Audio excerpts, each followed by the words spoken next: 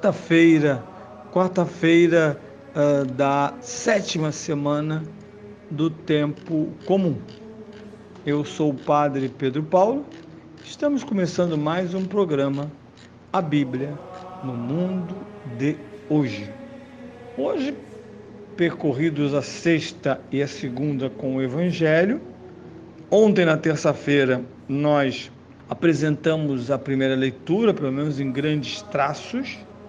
E agora queremos concluir com a primeira carta aos Coríntios, capítulo 12, versículos 3b a 7 e 12 a 13. Irmãos, ninguém pode dizer Jesus é o Senhor, a não ser pela ação do Espírito Santo. De fato, há diversidade de dons espirituais, mas o Espírito é o mesmo. Há diversidade de ministérios, mas o Senhor é o mesmo. Há diversas operações, mas é o mesmo Deus que opera tudo em todos. Em cada um se manifestam os dons do Espírito para o bem comum. Assim como o corpo é um só e tem muitos membros, e todos os membros, apesar de numerosos, constituem um só corpo, assim também sucede com Cristo. Na verdade, todos nós, judeus e gregos, escravos e homens livres, fomos batizados num só Espírito, mas para constituirmos um só corpo. E a todos nos foi dado beber de um único Espírito. Essa é a introdução já que vai desembocar no grande texto da caridade, da unidade, da diversidade. Bem, São Paulo primeiro está chamando a atenção para algo que ele talvez estivesse lá, talvez não, mas que ele soube. Ele estava celebrando nesta época a festa das colheitas, enquanto a igreja celebrava Pentecostes. Ao ser catequizado, ele entendeu plenamente que a igreja é o primeiro dom. A igreja constitui as primícias do Cristo ressuscitado. As primícias da Páscoa estão na igreja. Primeiramente com o dom do Espírito Santo, depois a fé como unidade translinguística, transcultural. Ele mesmo vai dizer que não há mais grego, nem judeu, nem escravo, nem livre, mas todos fomos batizados num só Espírito. É uma meditação linda de São Paulo sobre o que foi Pentecostes. Veja, não entra nada de língua estranha aqui. Entra o dom da unidade. O Pai e o Filho enviam aos homens o dom da unidade. A hipótese realizada e bem realizada na encarnação de Cristo. Agora é o mesmo critério para que sejamos ditos corpo de Cristo.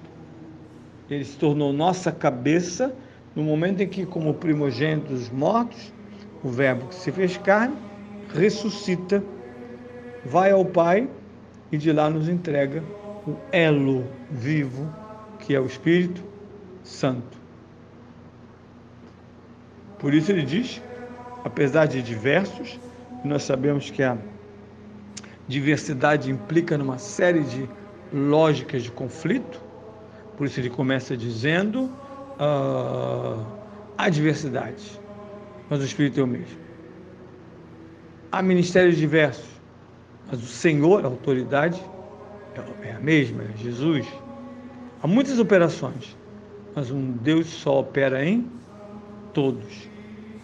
E nesse versículo que eu vou ler agora, está o fundamento dos carismas, que sempre causa, ele mesmo insiste, um exercício grande de discernimento, para distinguir carisma de vaidades, invenções e outras coisas até diabólicas, falsa liderança. Ele diz, em cada um se manifestam os dons do Espírito para o bem comum. Vai insistir nesse tema. O que é o carisma? É a força de Deus é o dom de Deus em vista da edificação da igreja. Por isso ele vai dizer no discernimento dos ministérios quem deve falar, quem deve calar. Ele insiste, por exemplo, que nessa mesma carta, que nem todos são apóstolos, nem todos são profetas, nem todos são doutores, mas a cada um deu dons para servir o todo.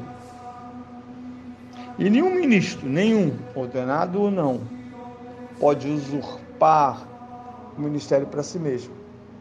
Tem gente que acha que ser ministro da comunhão, da esperança ou da acolhida lhe faz uma elite paroquial. Agora ele faz parte da elite paroquial do pároco, não faz parte de elite alguma. Através do seu ministério, Deus exerce o seu poder. Tenham cuidado com essa elitização dos ministérios. No caso dos ministérios ordenados, muito ao contrário. Porque Jesus, nos evangelhos, todos os 4, insiste: estou no meio de vós como aquele que serve. Não vim para ser servido. O servo não é maior do que o seu Senhor. Mas o Espírito Santo inspira os que querem e os que a igreja convida para os ministérios, ordenados ou não. E nós não fazemos parte de elite nenhuma. Homens ordenados, diáconos, padres e bispos, são os pastores da igreja. Seu papel é pastorear o povo de Deus, que já tem um pastor. Eu sou o bom pastor. Celebramos na Páscoa, domingo do bom pastor. Não se faça de luxo, não se projete sobre os outros, não diga com ar de soslaio: você não está vendo que eu sou ministro da comunhão, padre com... Alguns ainda continuam usando uma terminologia errada, que é: eu sou ministro da Eucaristia. Você não é ministro da Eucaristia nenhum. Ministro da Eucaristia é o padre. Sacerdotes somos, com o bispo, ministros ordinários da Eucaristia. Eles são ministros extraordinários da comunhão, para que a comunhão seja levada mais longe possível para os doentes, na forma de viático. A igreja instituiu ministros extraordinários da comunhão, que tem funções diferentes dos acólitos, dos leitores, do diácono e do padre. A igreja, o perigo de criar elites, que depois se tornam um intermediário entre o padre e a comunidade, não sendo. Porque Deus atua, segundo São Paulo, em todos, porque não existe ministério sem que Deus haja, consagre, confirme e santifique. Há certas intrigas dentro das comunidades pavorosas entre elites locais, que lutam por espaço, por prestígio, quem manda mais. Ainda tem aquele ar de cadeia. Vocês conhecem ar de cadeia? Quando o prisioneiro velho recebe os novos, como nas universidades, essa loucura dos trotes. O aluno velho faz trote com os novos, e às vezes só de maldades, mais nada. Tanto que muitas universidades foram obrigadas, sobretudo as públicas, a vigiar, porque muitos trotes acabaram em morte, humilhação e trauma. Não tem nada de boa-vinda, uma série de truculências aí não. Não tem mesmo. E o Estado pune a universidade que carrega na sua comunidade acadêmica gente violenta e estúpida. Então o Espírito Santo garante a unidade da igreja, sem eliminar em nada, porque ele é o mestre, a diversidade.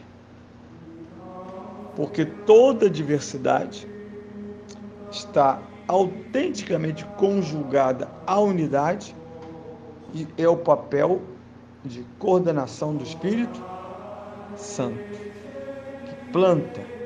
Por isso Pentecostes não pode ser uma festa do barulho, da confusão, todos falando ao mesmo tempo, e ser pentecostalismo protestante.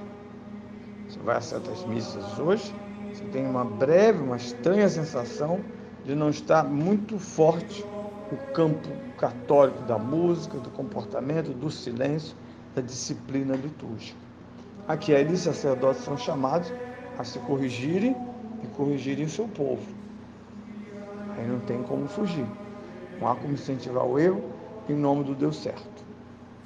Por isso a festa do domingo foi e permanece a solenidade muito importante.